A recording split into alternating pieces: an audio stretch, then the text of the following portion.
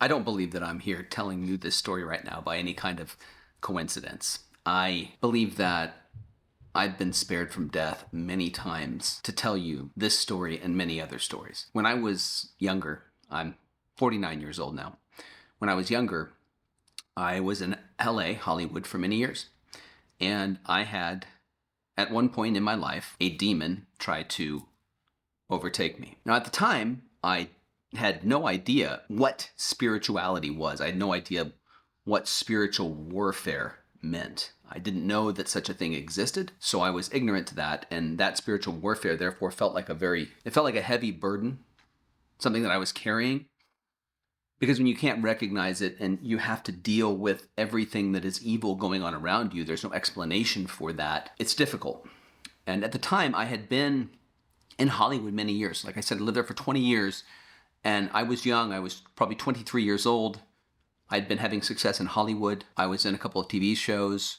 I was auditioning for big movies, had a big agent, had a house in the Hollywood Hills, and, it was crazy. There's cocaine on the regular, alcohol, parties, women, kind of whatever you wanted. It was a devil's playground. I would not call LA, the name City of Angels is an oxymoron. It's not the City of Angels. It is quite opposite.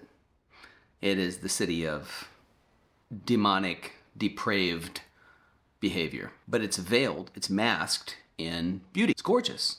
Wonderful weather, all of that.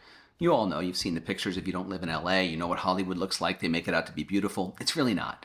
Hollywood Boulevard is gross, it's grimy, and it's really a seedy place to live. There's a lot of vapid, very shallow relationships. There's a lot of promises made that are not kept, and there's a lot of dreams broken. I was living the dream, or so I thought, and I had been partying for a while, and a lot of friends would come and go from my house. And I decided one night I was done.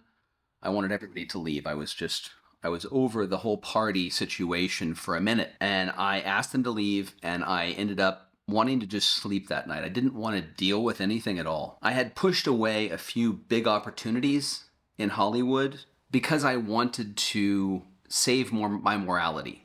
I was fortunate to grow up with parents who did have morality. They instilled it in me. They taught me to be nice. They taught me to have values. They were not gospel people. They were not God people, but they had values. They weren't anti-God in LA, and I go to sleep that night really wonderfully, peacefully, because nobody's in my house. And I wake up downstairs in my house. And I had, like I said, been fighting a long time, dealing with trying to turn down roles because people wanted me to either hang out with the director or do some kind of sexual favor. This is Hollywood. And so I wake up downstairs, and I believe this demon was mad. This demon was angry. There's a demon in LA. It's trying to take me over. It's saying, you need to take this deal with the devil. And this deal with the devil looks gorgeous, right? It's not ugly. They don't offer you ugly. Like, the devil doesn't come to you in brimstone and hellfire and say, you need to take this deal, and, it's this horned devil that's all red with fire behind him and this blood pin, and you sign this document. No, it looks gorgeous. The devil offers you beauty. And so that night, I went to bed, and I woke up, like I said, downstairs on the edge of the bed. And I was staring off into this abyss. This darkness, this black mass was in front of me, and it was like moving, and it was undulating. It was just pulsing, and it was evil, pure, unadulterated nastiness and evil. And I was paralyzed on the edge of the bed, frozen, couldn't move a muscle, locked in on this. I didn't blink. This wasn't the drugs. This wasn't the cocaine. I wasn't coming off coke. I wasn't drunk that night. It wasn't that. I tried to explain it away the next day with that a little bit. I was like, well, I must have been doing too many drugs. No, it wasn't that. It was a battle. It was a battle for my soul. And I fought, but I didn't have the gospel. I didn't have God. I didn't have Christ. I didn't have any of that. And so it was just purely me trying to stop this thing from coming here and just into me. That's what it felt like. It was like, and I kept pushing, internally. I had my hands down like this, so I was trapped like this, just staring. And I was fighting, and I remember saying, God. I remember, when people are afraid, they do. They cry out, God, oh God. An atheist and an agnostic will say, when something happens that's frightening, Jesus, oh God. I mean, it's a knee-jerk reaction. It's just guttural. You just say it sometimes, even if you don't believe. I brought it up at that time because that came to me. It was like, oh, Jesus, I'm in big trouble. But when I said that, there was like a recoil. I recall it now. I heard a story recently about someone who dealt with something like this as well, after they'd passed away, had a near-death experience.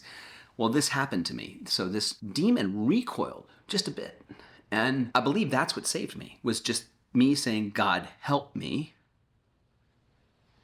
is what stopped this. And it kept it at bay.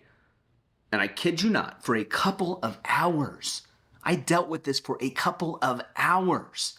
Like just constant, eyes wide open, staring at this demon, this giant black, frightening mass that felt like nothing but pure, unadulterated torment and terror right in front of me, until the sunlight cracked through the blinds and it just evaporated. This thing it like moved throughout the whole room and evaporated up the walls and out. And I was able to breathe, and I closed my eyes, and my eyes were just killing me. I was so dry. It was like unbelievable. And that's when I started to read some spiritual books. Of course, I didn't go read the gospel, because we know, as fallen people, I was so fallen at this time. I was clearly, completely had turned my back on God. And so the first things I read were, like Eckhart Tolle, The Power of Now, and all these guru books to try to figure out what the heck spirituality was, because I started to see, oh my gosh, there is another world. Like, this does exist outside of me. There is spiritual warfare. Are you kidding me? I had no idea that this actually took place. And so I was really interested, and my life did turn around for a little while. But I didn't go to the right source, right? So the gospel is the source. And it didn't happen for years. I didn't find the gospel or God or Christ for another 16, 17 years. I had to have a near-death experience myself just to even find Christ. Because in our world that we live in, especially a place like Los Angeles, we're in a Romans 7 world. So we are fallen as people, as earthly creatures, as human beings who don't really see this other world that exists. And therefore, we are in our own internal self. We do what we ought not, and we hate ourselves for it. And the gospel tells us that. So the gospel says to us, you hate yourself for what you're doing, and that's the right thing to do. But people don't want to admit that. They don't want to turn to the gospel, because the gospel is going to shine a light on what they're doing wrong, and then they have to accept that to have salvation. And salvation doesn't seem to be that important to people who've never really read the gospel and understand what hell looks like, what that unending torment is. And I happened to see it in that moment, in that 2-hour, 3-hour window with this demon that was trying to overtake me. Everything, the other world, became real. And for many people, it's not. Many people, until the very end, they don't believe. They just think I go out and it's dark, black, nothing. And if you read the gospel, you read the Bible, you understand the lessons in the gospel, which is, by the way, the most widely read book of all time, the most controversial book of all time. So if you haven't read it, the question begs, why not? If you're an intelligent person and you want to understand your own salvation and you're interested in it, why not? Like, what do you have to lose? That's my question. Is like, if you are interested in salvation and you want to save yourself and you're a betting person, wouldn't you just take the bet? Because what's the downside? Like, okay, yeah, I believe. I read the gospel. I believe.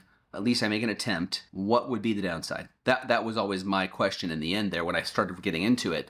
And I was in recovery and rehab and all that. I'm like, well, what do I have to lose if I just read this body of work and I start to attempt to open my mind, suspend disbelief for a moment, and say, okay, it's possible. And I got lucky, like seeing that demon, had that happening to me, having a near-death experience, all the things that have happened to me in my life. I've been opened up to the ability to see things that a lot of people haven't seen. But I'm here to tell you as a believer that these things do exist. Your salvation is on the line, and I care. I genuinely care. I wouldn't be giving you this message.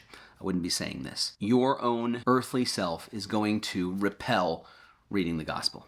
It did for me. I mean, even after I became a Christian, even after I got married, my wife started reading the Bible, and I just was like, you stop. I don't want to deal with it. Even though I was like, I believe that, Christ died and came back and was risen. I believe in the resurrection, which makes me Christian. I hadn't read the entire gospel. At least I hadn't devoured it and understood it and analyzed it and read a study Bible to understand the timelines and how things happened. I was not interested because I thought this is going to make us boring. Yeah, I actually thought that. Meanwhile, it's opened up pathways to a new level of beauty and understanding in my life that have given me peace and freedom and serenity in ways I never would have expected. So don't deny it. Just at least give it a shot. You've got nothing to lose, no matter what religion, no matter what you believe, if you're an atheist, agnostic, any of that. Why not read the most controversial book of all time?